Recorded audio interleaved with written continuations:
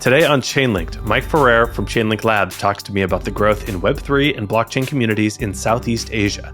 We get into Axie Infinity, how developers are emerging from the Southeast Asian region, and where Southeast Asian crypto and Web3 enthusiasts spend their time. Hint, it's not on crypto Twitter. Chainlinked is a Web3 podcast series, talking to the builders in the Chainlink ecosystem. We get to know the human side of the people bringing the many applications of Chainlink blockchain oracles to life across global enterprise, the blockchain industry, and more. My name's Dr. Andy Boyan. You can call me Andy, and I'll be your host. What do you do in community? What does somebody in community do? What does that mean? Someone who is in community, I guess what we do, especially here at Chainlink Labs, is we build the conversations and engage with our community across the different channels. So when you talk about a community in the crypto space or in the blockchain space, that's predominantly on the online channels. We're talking about Telegram, of course. There's crypto Twitter. It changes and varies accordingly to each specific region and countries. I guess I'll speak about my particular region and the countries that we build a community in. So at least in Southeast Asia, countries like Vietnam, Thailand, and Indonesia, they're very much involved in kind of Facebook, Instagram. We try to educate and build our community by having conversations with different users and the enthusiasts who want to learn more about what Chainlink is, or even just the broader technologies of what's in blockchain. So we're there to educate people. We're there to build conversations and be there when people have questions. So yeah, it's been fun. And we always learn every single day with our community and try to be there. And it's a lot of fun. This came up a little bit with Erica Kang. She is in Korea, not Chainlink Labs affiliated, but she works with community in Korea a lot. And crypto Twitter is not really a thing in Asia. It's really a Western phenomenon and a lot of West African countries especially, but it's really less so in Asia. So the Facebook that a lot of crypto Twitter has abandoned is still like this massive presence. People get a ton of information on Facebook and on YouTube and these other places. Can you talk a little bit about that? Is that a different atmosphere than crypto Twitter, or how is it different? That absolutely rings true. So just like in Korea, I would say the rest of Asia or Southeast Asia particularly, people don't really consume their crypto content directly on Twitter the way that it happens in the West, for example. So when it comes to videos, they really enjoy watching Facebook live streams instead of what you would have in Twitter or even on YouTube. Facebook groups are kind of the go-to forums where people like to have kind of long form conversations and share images and all that. So that's really where we see a lot of conversations building. And really Instagram, surprisingly, that's really big in Indonesia that we've actually just discovered and tried to tap into. And we're slowly trying to build a community around that particular platform. So yeah, I think in Southeast Asia, every single country is different. You'll have Facebook, Instagram, and Telegram is still there as kind of the place where people have their conversations. This is kind of a question for projects that are looking to build their communities in Southeast Asia or expand. What are the local languages that are the most heavily used, or is it English because there's a mix of Chinese and Tagalong and a variety, or do people really segment off and do these local languages? Great question. This is something that we tackle all the time and really did a lot of research before we launched our Southeast Asia community and trying to find our focus. So I guess a brief overview of what the Southeast Asia region is all about and what it comprises. So there's about 11 countries, all with different languages and cultures. I think the population from off the top of my head is like something around 600 to 700 million people. So it's a very diverse region with many, like I said, different languages. When we started to expand and try to help build our community in this region, we decided to focus on 3 major countries. So that's Thailand, that's Vietnam, and Indonesia, because of their sizable populations and also their really active blockchain communities. So in terms of languages, yeah, it's Thai, Vietnamese, and Indonesian. And a lot of what we do is translations with some of the great content that we already have in the Chainlink blog, for example, or even just new content that we can repurpose and share more about the integrations and the news that is constantly happening in the Chainlink ecosystem. So there's a lot of hunger from the community in these countries. And I think over time, we will start to see more languages that we can support. But for now, these are kind of the three major ones. It's been exciting to get a lot of feedback and see the tremendous growth and support that we're seeing in the last few months. So I'm on the content team at Chainlink Labs. I'm always curious about this. Are there any translations, like terms or ideas or concepts that don't translate easily, like from the way that we write about it or, talk about it, that just don't have the same sort of vibe or equal principle? The feedback that I've gotten is that a lot of the content has been, we've been able to translate that fairly well. However, when it comes to explaining the Oracle problem, from what I heard from our team, especially when it comes to Indonesian or Vietnamese, I think there's always a challenge of how do you translate highly technical content and try to find a Vietnamese word for it or a Thai word. Mm-hmm. Sometimes there isn't, and we just have to go with the English one and perhaps spend a little bit more time expounding further on the concept. So it's still early days. And I think even before we started focusing on localized content, I guess there wasn't that much out there in terms of SEO and Mm-hmm. educational content to describe what an Oracle was or what blockchain technologies there are that's being worked on. So I think there's great opportunity there that we've been able to help fulfill.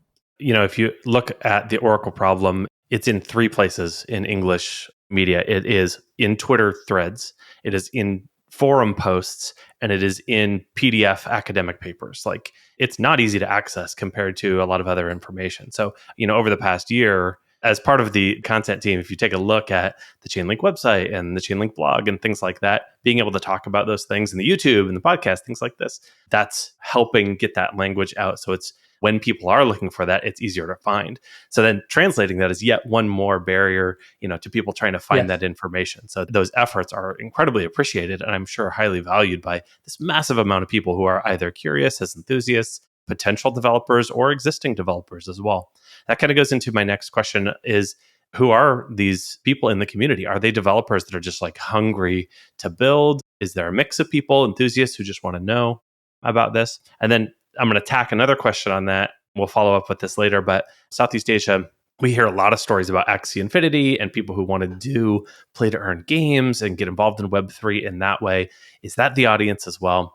I would say the target audience or the type of user or community member we see in Southeast Asia, predominantly, I would say on the enthusiast side of things. So these are people who have learned about crypto very recently, or perhaps are crypto curious or blockchain curious. Mm-hmm. They're seeking information, they're seeking knowledge about what the basics are. They've discovered Chainlink because the Chainlink Labs team, and I would say Chainlink is a fairly large brand, if you will, and project in the region. Mm-hmm. And so they obviously look for the official channels, and they're happy to see that, hey, there's a localized version. I can speak to someone in Indonesian or Thai and Vietnamese and learn a little bit more about what Chainlink is. And they kind of fall into the rabbit hole and kind of learn more about, like we said earlier, the Oracle problem and what that means, and also kind of the underlying technology behind it. And they get really excited.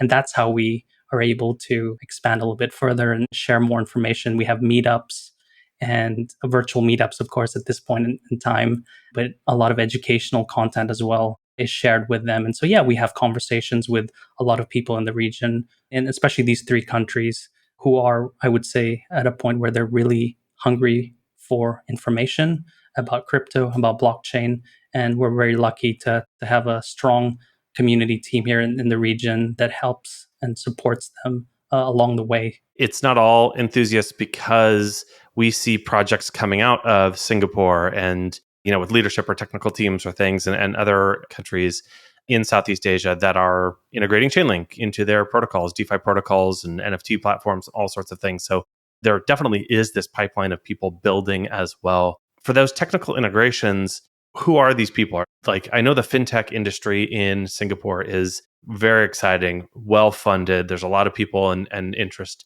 there. Is crypto like an offshoot of fintech, or is it a separate, sometimes crypto is billed as kind of like a response to fintech as opposed to like a partnering industry? What is the sense there in Southeast Asia about crypto versus fintech? I would say in the region in Southeast Asia, there's different levels of maturity for each country. So in Singapore, it's kind of this global kind of fintech hub. as you kind of mentioned earlier. So there's a lot of companies, blockchain projects that are usually based here and take advantage of the amazing support that startups do get from the Singapore government. It's a very open minded, very supportive of innovative technology. There's a lot of teams that are either based here locally and then really have larger teams across the rest of the region.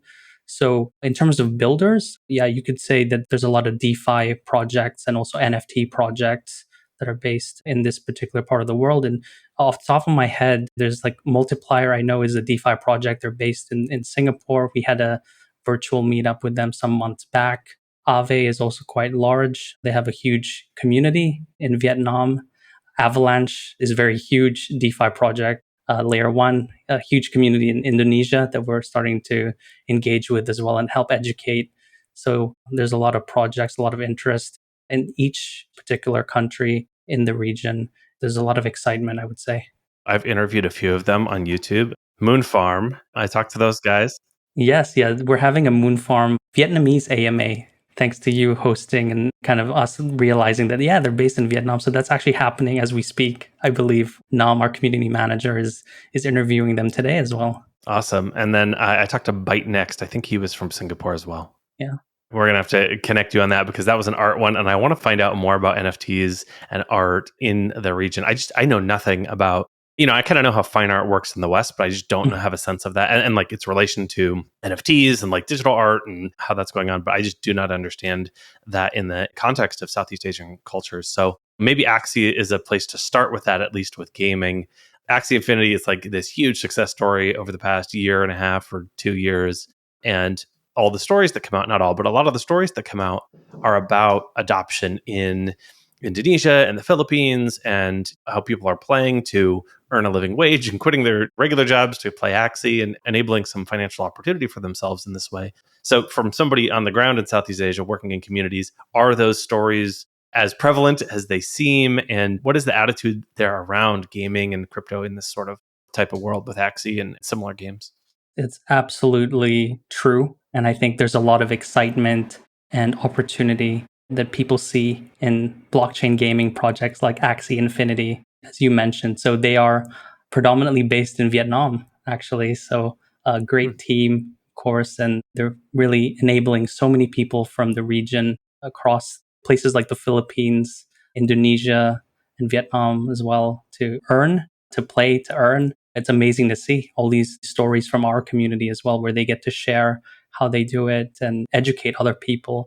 So earlier this year, back in, I would say January, I had the privilege of interviewing Axie Infinity co-founder Alexander Larson for the Southeast Asia community. So this was around the time I had joined, and then we were just establishing the Southeast Asia community, or I would say the C community for short. This was back in January, and he was talking about the immense popularity. He was already starting to see it, in places like the Philippines, Vietnam, and Indonesia. And he was saying people are able to change their lives and uplift themselves from an economic standpoint. And it's so heartwarming to see these stories coming in every single day, and then people being able to educate themselves and pass it forward and help others in their local communities. And this really started earlier this year. And of course, when summer came, NFT summer, and kind of the gaming explosion happened in our industry, we started to see that become more globalized, and more people started to learn these stories. That's absolutely true. And it's great to see that our community is really embracing this. And, we have local virtual meetups in Southeast Asia that are hosted by our Chainlink advocates in Indonesia and also upcoming in Vietnam. And they give workshops on how to play Axie Infinity, for example, and teach other people the basics. So yeah, it's pretty amazing. One thing I love about stories like this is it's not just people with the opportunity to do something cool in crypto. It is that, but then also the infrastructure around it, community. I'm thinking of a guy, he's a Chainlink advocate, Ken, who in the region has kind of built his own business out of this by providing community to support to a ton of industries because people need support. People need help setting up their wallets and answering questions on Telegram and just like being available. And just by, being involved, hyper involved, he was able to make a pretty cool business for himself and then help the ecosystem as well and really help grow that. There's just a ton of cool stories like that as, something new enters the scene and gives people a chance to think about things in a different way. Absolutely. Yeah. Getting good information in crypto is hard for a new person. Like you come in and you don't know what to Google and you don't know what to look for, and you heard from your friend about something. Maybe you get the terms wrong, so you do it wrong. What are some of your thoughts around like how do you guide people into good information? You know what? That's really at the very core of what we try to do with the Chainlink Southeast Asia community is for people to learn more about the space. It always has to start with education. And one of our core focuses is really helping educate more people in the community by creating these content pieces to translate into their localized language and also provide them a safe space to learn and have an inclusive and positive community so that they can learn together and collaborate and have conversations with each other and also with us, with the team that is helping them kind of learn more. What we try to do is, we, of course, as I mentioned, create more educational content that is hyper localized for each country. So that's at the moment Vietnamese, Thai, and Indonesian. And we try to tie that all back together by having virtual events, virtual meetups, where they're organized either by ourselves in the team or by local Chainlink community advocates for them to just have a workshop to learn, like I mentioned as well earlier, how do you create an Axie Infinity account? How do you even play the game? How do you work with others to create a wallet, or what are some best practices to secure your MetaMask and so forth. So we start with the very basics. And yeah, it's kind of this virtuous cycle where people come, they get educated, they spread the word, and now they want to talk to others in their own localized language. And we offer a safe space through virtual meetups in the local, let's say, Indonesian Chainlink community, the Vietnamese Chainlink community, so on and so forth. So yeah, and we believe education is so important. Yeah. I think about a project starting to think about expanding to Southeast Asia. And how do you do that? Well, create good information. People are hungry for that. Create it in a localized language. And if you get good information about private key management or basic security practices, where to store your passwords, that's critical information for the space. And then assist branding and direct people down the right paths to get going with good products and services. Mike, we have a couple more minutes. I want to get to know you a little bit. Other than crypto, what are you an expert in? Like not digital world whatsoever. Maybe gaming if you want to, but not crypto world at least. What are you an expert in?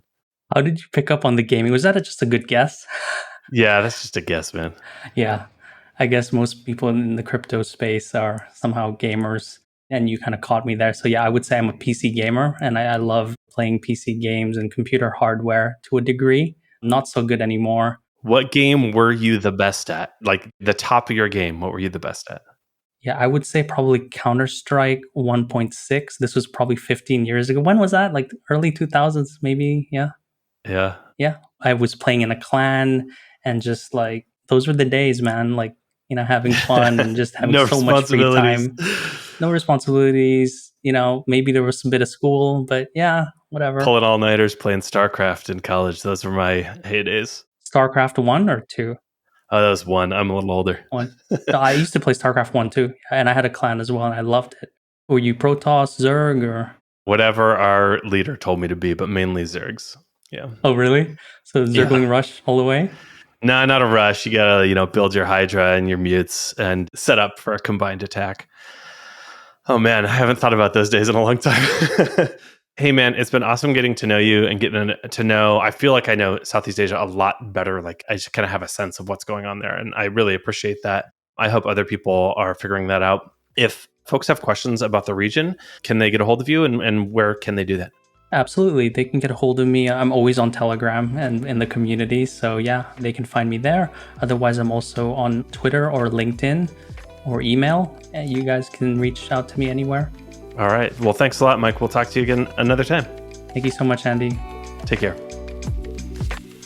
I love learning about cultural differences and seeing how this space means something a little different for different individuals and different cultures.